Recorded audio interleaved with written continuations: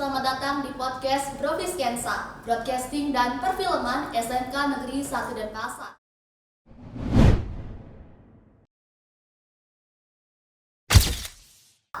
Sebelumnya kenalin, nama aku Pratnya yang akan memandu podcast kita di segmen 2 kali ini. Nah, kali ini kita kedatangan salah satu narasumber sekaligus finalis Duta Pariwisata atau DUPA. Nah, dimana kan kalau kita ngomongin pariwisata, itu merupakan salah satu sektor ekonomi yang memegang peranan penting di Bali. Oke, tanpa berlama-lama lagi, langsung saja kita sambut narasumber kita, yaitu Kak Dandi. Halo Kak. Semuanya, halo Pratnya. Sebelumnya perkenalkan, saya Putu dari Semarang Putra atau biasa dipanggil Dandi, Top 10 Finalist Duta Pariwisata Bali 2025. Oke. Wah, aku nggak expect banget nih Kak, apalagi kan kita nih SMK ya, tumben banget ada pageant, apalagi Duta Pariwisata. Terus kalau boleh tahu Kakak nih dari jurusan apa sih Kak? Oke, sebelumnya kakak itu dari jurusan multimedia yang sekarang diubah namanya menjadi DKV. Dan kakak sekarang itu angkatan terakhir, dan fun fact-nya juga, di 10 besar finalis itu kakak adalah SMK satu-satunya. Dan membawa nama SMK 1 menjadi SMK 1 itu sudah hal yang membanggakan buat kakak sih. Yes, mantap. Terus kalau aku boleh tanya nih Kak, kakak ini kan anak SMK ya, otomatis fokusnya itu ke PKL. Itu gimana sih Kak cara kakak tuh kayak apalagi ekstra, habis itu ikut pageant, itu gimana sih Kak? Boleh diceritain mungkin? Kakak itu selalu membagi waktu itu dengan memilih skala prioritas dulu. Oh, prioritas. Jadi hal apa yang bisa dikejar dulu di hari yang sama untuk membackup hari-hari sebelum hari-hari sesudahnya itu kita lakukan terlebih dahulu agar bisa melakukan experience hal-hal lainnya. Karena life is experience kan. Yes. Kalau kita nggak bisa ngatur waktu, ya kita nggak bisa jadi apa-apa. Oke. Terus tanggapan teman-teman kakak nih ya sekelas tuh kayak gimana sih? Wah, Dandi, berhasil jadi finalis duta nih gitu. Jujur mereka sih antara cuek dan nggak cuek ya. Ada yang kayak mereka merasa, wah kok bisa sih kamu lolos seleksi tersebut. Ada juga yang kayak bilang, ya udah sih nggak heran lagi, ada yang bilang itu jadi bingung apa itu pujian atau nggak tuh. Jadi reaksi mereka tuh mendukung tapi yang tidak terlalu gimana juga sih. Kalau dari yang kakak bilang tadi tuh kayaknya kakak ini emang top 1 ya di kelas, kayak oh udah gak heran nih Dandi lolos gitu. Oke. Nah terus nih Kak, kakak ini kan jadi finalis Duta Pariwisata tahun 2025. Menurut kakak nih ya, aku nanya dari perspektif kakak, Dupar itu apa sih Kak? Boleh jelasin mungkin? Kalau dari perspektif kakak, Duta Pariwisata Bali itu adalah platform paguyuban yang dimana itu mengumpulkan para generasi muda yang aware tentang pariwisata Bali, yang dimana sekarang itu Bali itu banyak sekali menghadapi masalah pariwisata, dan mereka adalah menjadi wajah generasi muda nih yang peduli tentang pariwisata Bali itu sendiri. Oke, keren banget nih. Berarti kalau aku ringkasnya teman-teman, Duta Pariwisata itu adalah suatu ajang buat generasi muda Bali yang ingin turut berkontribusi dalam menjaga pariwisata yang ada di Bali. Ya, betul sekali. Oke, terus kalau tujuan kakak ikut Dupar tuh apa sih Kak? Oh ya, BTW ini kakak ikut Dupar tuh udah ke berapa kali atau sekali coba langsung berhasil? Langsung caranya sekali coba langsung berhasil, tapi persiapannya sudah kakak pikirkan 2 tahun sebelumnya.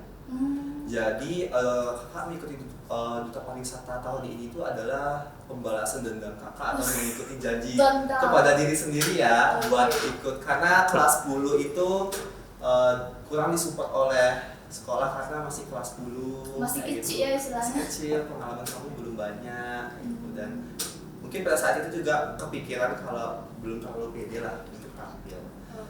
Dan kelas 11 kenapa tidak mengikuti, dikarenakan kembali lagi kayak kakak menentukan skala prioritas, di mana kelas 11 itu yang paling kakak pentingkan adalah PKL, mencari pengalaman dalam bidang kita sendiri agar kita tuh ada bekal nanti untuk kedepannya. Dan sudah dirasa cukup, dan kelas 12 ada waktu, sedikit waktu, jadi kakak memanfaatkan hal tersebut walaupun ternyata kedepannya sedikit bentrok dengan ujian sekolah dan ujian UKK dan lain sebagainya, tapi kakak pasti menentukan skala prioritas mana sih yang terlebih dahulu. Oke, sebelum lanjutnya teman-teman, aku mau nanya nih Kak, Kalau kelas 10 itu kan karena dianggap masih kecil nih ya, belum disupport oleh guru. Tapi sekarang kan udah kelas 12. Ya. Jadi istilahnya udah gede lah dianggap itu. Boleh diceritain nggak sih dari awal persiapan kakak sama perjalanan kakak dari awal nih sampai lolos jadi top 10? Oke, perjalanannya kan cukup panjang ya, kalian mulai dari 2 tahun lalu. Untuk memantapkan diri ikut itu kakak aktif di jurusan sih. Jurusan. Dimana guru-guru itu biar tahu bahwa cocok nggak sih dia ini kita lepas, kayak gitu. Kita izinkan mengikuti ajaran tersebut.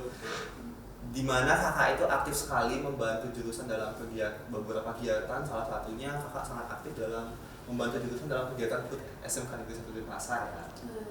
Dan asumkaranya ketika kakak memegang 3 tahun juga mengkoordinir semua lomba dan anak-anak yang dipilih ke lomba, akhirnya jurusan tetap 3 tahun itu memegang juara umum 1 di SMK 1. Dan persiapan kakak untuk DUPAR ini menuju pendaftaran dan lain sebagainya itu cukup singkat, kalau tidak salah 1 minggu saja.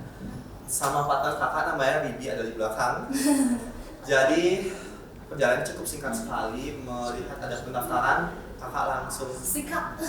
belum daftar sendiri dulu deh, nggak bisa bilang dulu. Tapi ternyata Ribi mendapatkan info lebih dahulu daripada kakak. Dia ditawarkan untuk mengikuti duta ini oleh pembina kakak itu Pak Sabtu. Ya, terus akhirnya kakak mengajukan diri dan tanpa babibu lagi Pak Sabtu langsung menerima. Oke gas aja dan tinggal cari partner aja, belum tahu siapa, dan akhirnya ujung-ujungnya juga sama Ribi lagi. Persiapannya kakak benar-benar ngebut sekali, terutama memprogres Ribi, karena Ribi itu pertama kali ikut pageant itu ya di SMK 1, dan Ribi itu adalah orang itu malu-malu banget kalau kalian tahu semuanya. Jadi kakak sebenarnya lebih mempersiapkan untuk dia daripada diri kakak sendiri sebenarnya. Kakak selalu ingin adik-adik itu lebih bersinar daripada kakak-kakaknya. Siapa sih kakaknya? Contoh kakak kelas yang baik ya teman-teman. Memberi kesempatan kepada adik-adik itu.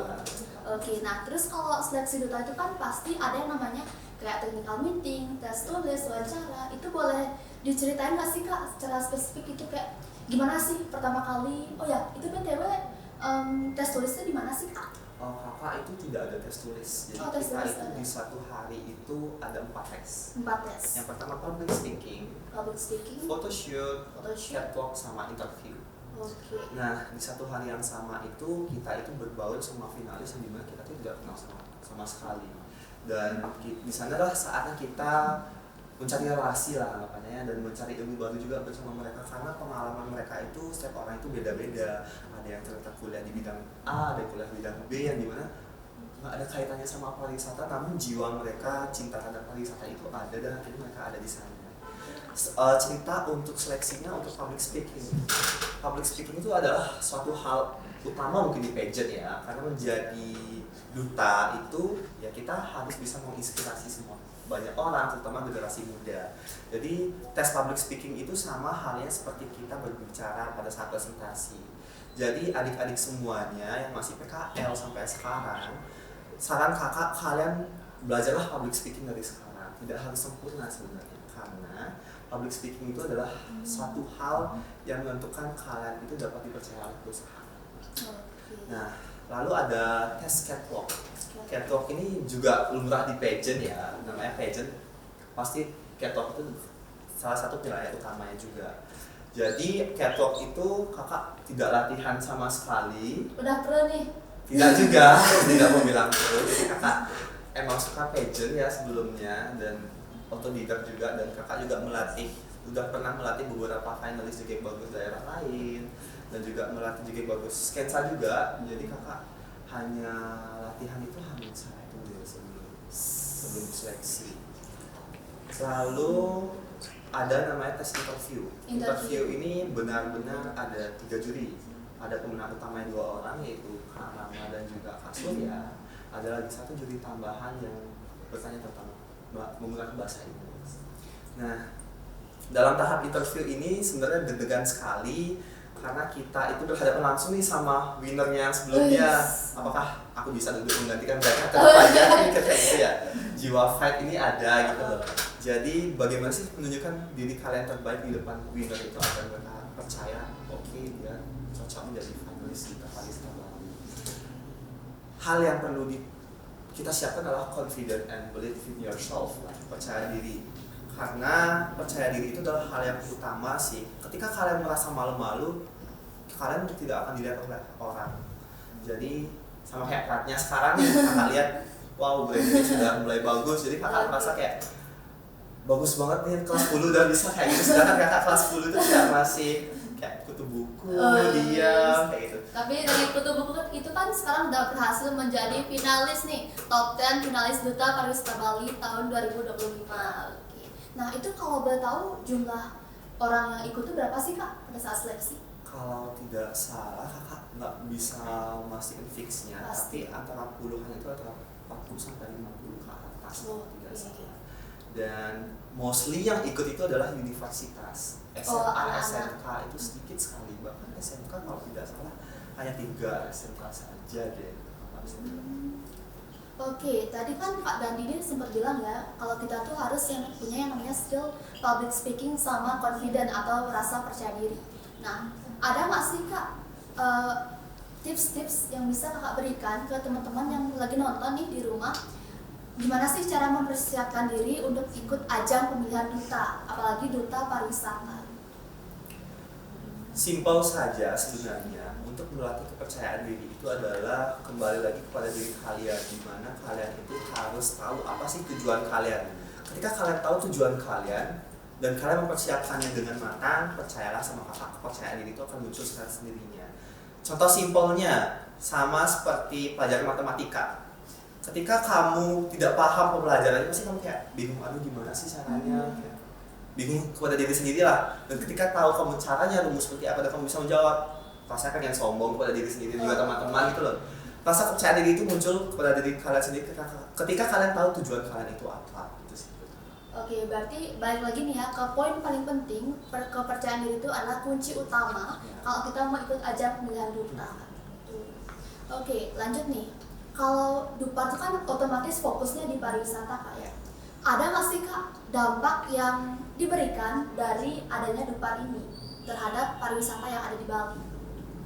Untuk dampak, saya sebelum ikut juga akan riset dulu ya, apakah ada dampak positifnya atau tidak kepada sektor pariwisata. Dan tentunya ternyatanya ada, di mana Duta Pariwisata Bali ini menjadikan generasi muda itu wajah generasi muda Bali yang paham akan pariwisata dan cinta akan pariwisata.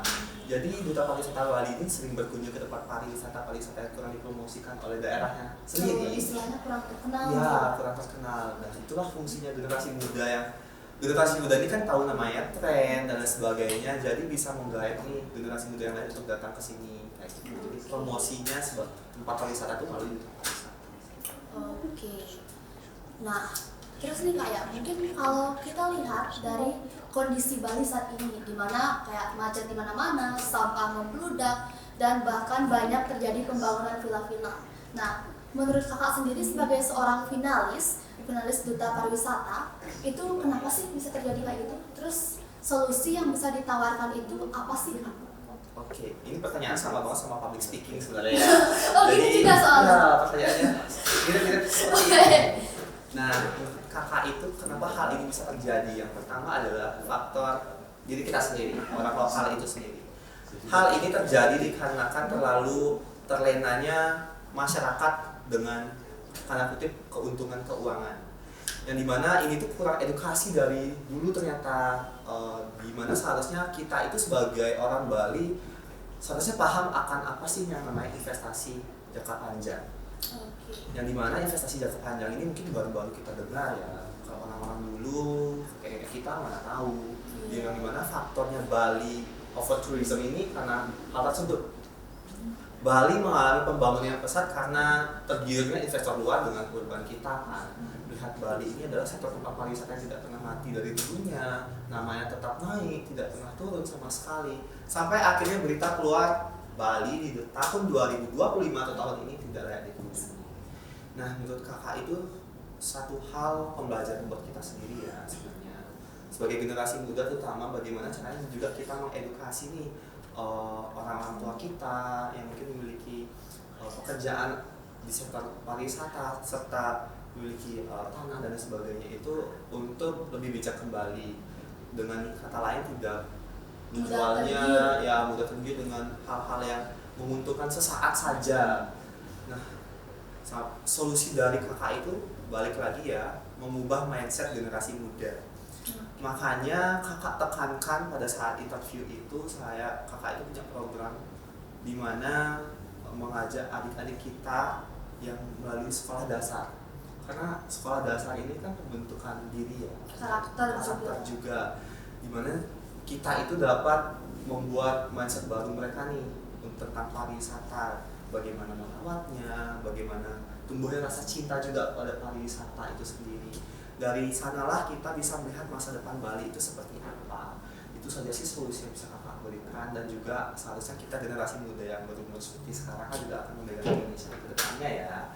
Berharap kita juga aware tentang isu lingkungan, karena lingkungan Bali saat ini sedang tidak baik-baik saja, dan saatnya bagaimana generasi muda itu sudah bisa mengapresiasikan suaranya sebagai warga atau masyarakat Indonesia untuk hal-hal yang baik tentang lingkungan itu sendiri. Oke, berarti dari kita sendiri nih ya, selaku orang Bali khususnya, kita tuh harus yang pertama deh, atau yang paling utama tuh biar aware sama pariwisata yang ada di Bali. Khususnya terkait dengan program yang tadi Kak Dandi bilang, itu adalah meningkatkan pengetahuan sejak SD ya. Untuk anak-anak SD agar mereka tuh sudah aware tentang pariwisata yang ada di Bali. Nah, terus kalau yang nggak salah nih Kak ya, aku sempat baca dan lihat di IG-nya Kak Dani sendiri, itu kakak punya advokasi yaitu Connecting Our Tourism with Technology. Itu apa sih Kak artinya? Oke, ini advokasi yang kakak buat dan sudah kakak pikirkan sebenarnya kurang lebih hampir setahun ya. Advokasi ini kakak maksudnya advokasi ini itu adalah mengkolaborasikan teknologi dengan pariwisata. Mungkin kita taunya teknologi itu hanya sebatas internet atau sosial media untuk promosi pariwisata. Namun kakak berkaca dari beberapa pariwisata di luar negeri, negara maju, teknologi itu tidak hanya membahas tentang bagaimana cara promosi dan lain sebagainya, tapi ada namanya teknologi pangan, teknologi kesehatan, kimia dan lain sebagainya. Hal itulah yang belum terlalu dipikirkan oleh sektor pariwisata di Indonesia, mungkin belum terlalu gencar lah maksudnya. Mungkin sudah ada beberapa sektor yang menerapkan hal tersebut, namun tidak semuanya. Dan kakak itu berharap simpelnya itu di setiap tempat pariwisata yang ada dekat dengan akses kesehatan atau teknologi kesehatan, agar gimana para wisatawan yang datang itu ketika terjadi hal yang tidak diinginkan itu penanganannya cepat dan tidak menimbulkan review buruk lah untuk tempat pariwisata itu ya. Dan juga ada yang namanya teknologi pangan dan lain sebagainya, bagaimana seharusnya contohnya sudah ada di Bali sebenarnya, rice field ya, kayak di Ubud, Tegalalang dan sebagainya. Teknologi pangan, terasering itu adalah teknologi pangan ya, pengembangan padi dan lain sebagainya. Itu bisa menjadi tempat edukasi serta tempat pariwisata untuk memamerkan keindahan terasering itu sendiri, dan juga edukasi bagaimana sih pertumbuhan padi itu. Dan ini itu sudah dilakukan oleh beberapa tour guide yang kakak tahu melalui sosial media juga, di mana mereka itu menjelaskan padi itu bagaimana sih tumbuhnya di Bali menggunakan sistem ini, dan uniknya itu apa, asalnya dari mana, dan seperti itu. Jadi kakak harap hal seperti ini tuh lebih banyak lagi di sektor pariwisata Bali untuk sustainable tourism juga di depan. Oke, luar biasa banget nih. Aku tuh yang kayak masih kelas gue nih dengar kayak, wah ada ya orang yang sangat-sangat aware dengan pariwisata yang ada di Bali. Gak heran sih Kak Dani ini bisa lolos ke keren banget. Nah, kalau yang tadi aku simak, Connecting Our Tourism with Technology itu adalah gimana cara kita selaku orang Bali, orang yang tinggal di Bali itu menggunakan teknologi dalam membudayakan pariwisata kita. Bukan hanya tentang promosi di sosial media, gencar-gencar upload di story, tapi lebih dari hal itu. Kayak tadi yang Kak bilang tuh ada teknologi pangan ya, terasering kalau nggak salah. Gitu. Nah, kalau kita ngomongin connecting our tourism with technology, ada nggak sih Kak kayak aksi nyata ataupun perubahan-perubahan yang udah Kakak lakuin nih? Perubahan kecil yang sudah kakak lakukan yang berkaitan dengan advokasi kakak itu ada yang dimana kakak itu membantu salah satu komunitas driver. Ya, kakak itu kan seorang fotografer ya, freelance fotografer. Mungkin adik-adik dan teman-teman lainnya sudah mengetahui hal tersebut. Jadi kakak itu pernah traveling ke salah satu tempat pariwisata yang dimana lokasi itu di Tabanan, di Cau Belayu kalau nggak salah. Jadi di sana itu ada yang namanya air terjun. Air terjun yang dulunya sempat viral ternyata dikatakan oleh orang daerah sana. Namun mulai terlupakan nih karena tidaknya ada perawatan, tidak ada promosi kembali. Jadi kakak berfoto di sana dan memfotokan keindahannya dan memberikannya kepada diver. Dan kakak merekomendasikan beberapa tempat pariwisata dengan foto-foto yang sudah kakak berikan. Dan mereka mengatakan ada impact-nya, di mana mereka tidak pernah bawa turis mancanegara ke sana dan akhirnya pernah ke sana. Namun kakak mendapatkan review lah dari mereka. Ada hal yang harus diperbaiki dari tempat pariwisata tersebut dan itulah yang harus kita benahi sebenarnya. Dan hal yang harus dibenahi di tempat pariwisata tersebut adalah akses dan perawatannya. Akses transportasi ya khususnya. Jalannya sudah bagus sekali. Jalannya sudah. Namun akses seperti tempat parkirnya belum ada untuk mobil untuk driver kan, takutnya nanti ternyata membludak, tidak ada tempat, malah menimbulkan masalah lainnya kemacetan. Jadi hal itulah yang harus dibenahi dan juga faktor lingkungan kembali. Ternyata banyak sekali sampah acara adat yang dibuang secara sembarangan. Yang sebenarnya sana itu ada tempat sampah dan toilet. Bahkan toilet itu sangat bagus sekali ternyata. Masuk sana bersih, benar-benar bersih. Namun kembali lagi kesadaran masyarakat tentang lingkungan sampah itu masih perlu kita tekankan kembali untuk dibaris. Oke, berarti kalau di pariwisata itu sampah itu masih menjadi masalah utama tentang kebersihan di tempat itu sendiri. Nah, itu kan aksi nyata yang udah dilakukan oleh Kak dan ini sendiri. Kakak ada nggak sih Kak hal-hal atau langkah-langkah sederhana deh yang bisa dilakukan oleh generasi muda, khususnya usia sepantaran kita nih, untuk menjaga pariwisata yang ada di Bali?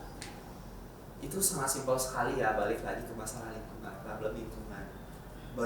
Kita tidak harus sebagai generasi muda itu mengupload kita datang ke tempat pariwisata ke sosial media terus menerus dan lain sebagainya. Itu hal yang bagus juga mempromosikan.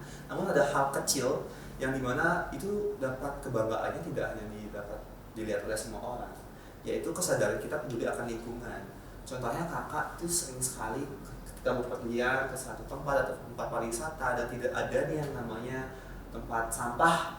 Sampah itu kakak selalu bawa sampai pulang atau sampai menemukan tong sampah. Ketika tidak ada memang sampah kategori tempat sampah yang ada kategorinya, kalian boleh membuang di satu tempat tong sampah saja. Namun apabila tidak ada sama sekali, lebih baik kalian simpan sampai kalian menemukan tempat sampah itu sendiri. Karena bayangkan saja ketika kita membuang sampah sembarangan, dilihat oleh satu orang saja dan orang itu melakukan hal sama dan itu jadi domino dong. Jadi lama-lama penumpukan sampah dan itu juga yang terjadi di Bali saat ini. Wisatawan semua itu tidak aware juga dengan lingkungan kita karena diri kita sendiri kan, melihat warga lokalnya nggak peduli sampai kita harus peduli, biar mereka aja yang ngurusin. Dan mindset itulah yang harus kalian lakukan untuk menjaga pariwisata secara simpelnya, sadar diri bahwa sampah itu milik kalian bukan milik orang lain. Oke. Jadi nggak usah deh kita ngomongin kalau generasi muda itu harus kayak keluar-keluar nih biar pariwisata di Bali itu hidup. Sesimpel kita tuh bawa sampah yang kita hasilin tuh untuk pulang ke rumah. Kalau nggak ada tempat sampah di sana. Wah, terus ada nggak sih Kak harapan kakak untuk pariwisata yang ada di Bali ke depannya? Harapan kakak untuk pariwisata di Bali itu sebenarnya banyak sekali ya teman-teman. Terutama dalam pariwisata alam kita yang dimana sekarang itu sudah banyak banget nih dirombak. Ada yang pembangunan villa lagi yang berlebihan, hotel di dekat-dekat tebing dan sebagainya. Boleh-boleh saja, namun ada kapasitasnya juga. Jadi pesan harapan kakak itu semoga Bali di kedepannya itu tetap dikenal menjadi tempat pariwisata nomor 1 di dunia. Tampaknya ada isu-isu negatif kembali tentang Bali, terutama dalam penegasan hukum juga di Bali ya untuk para wisatawan. Dan kakak sangat berharap generasi muda serta seluruh sektor pariwisata Bali mengedepankan Trihita Karana kembali, karena Bali itu ada sampai sekarang karena konsep Trihita Karana itu sendiri. Bagaimana hubungan kita bersama alam, bersama Tuhan dan juga bersama manusia. Jangan sampai tagline orang Bali sibuk memberaya, orang lain sibuk investor ke Bali, invest ke Bali. Bagaimana sekarang bagaimana sekarang caranya kita generasi muda atau orang Bali itu invest kepada diri kita sendiri dan juga sektor kita sendiri, jangan sampai orang lain yang mengambil alih pariwisata kita. Oke. Wow, menarik sekali ya obrolan kita tadi bersama Kak Dandi. Mungkin ini last deh Kak ya sebelum kita tutup. Kira-kira pesan apa sih yang bisa Kakak sampaikan ke teman-teman yang lagi nonton di rumah? Pesan aku kepada kalian semua, terutama generasi muda Bali, jangan pernah capek atau lelah menghadapi masalah yang ada di Bali, terutama dalam masalah pariwisata. Dan sekarang adalah saatnya kita generasi muda mengambil alih pariwisata kita menjadi milik kita sendiri dan menjaganya bersama-sama. Dan kakak harap juga seluruh generasi muda itu paham dan aware kembali tentang pariwisata Bali, tidak hanya cuma have fun saja. Oke. Jadi kalau yang bisa aku ringkas nih sedikit dari pesan yang Kakak sampaikan tadi. Ayo deh kita generasi muda fokus dulu di pariwisata kita, yaitu pariwisata yang ada di Bali. Jangan sampai karena teman-teman kita nih posting SG dari lagi di luar negeri, kita tiba-tiba pengen ke luar negeri gitu. Mending kita fokus ke pariwisata kita, itu alam Bali. Nah, oke teman-teman, itu tadi podcast kita, podcast Profi segmen 2 kali ini bersama finalis Duta Pariwisata Bali tahun 2025, yaitu Kak Dandi. Oke, terima kasih Kak Dandi. Terima kasih semuanya. Nah, mungkin buat teman-teman ya yang mau kenal lebih dekat sama Kak Dandi, boleh follow IG Kakak mungkin di mana? Ya, boleh banget follow Instagram aku, yaitu double D Dandi double S belakangnya. Oke. Ya, itu branding aku nih, bisa follow di sini. Ya, bisa mungkin cek nanti juga di sini. editor bisa ditambahin ya. Nah, buat teman-teman juga jangan lupa follow akun Instagram @profiskensa, terus Instagram pribadi aku di @kmgpratnya. Nah, aku Pratnya sekaligus mewakili teman-teman di belakang layar. Mohon izin pamit dan terima kasih. Bye bye. Bye semuanya. Bye.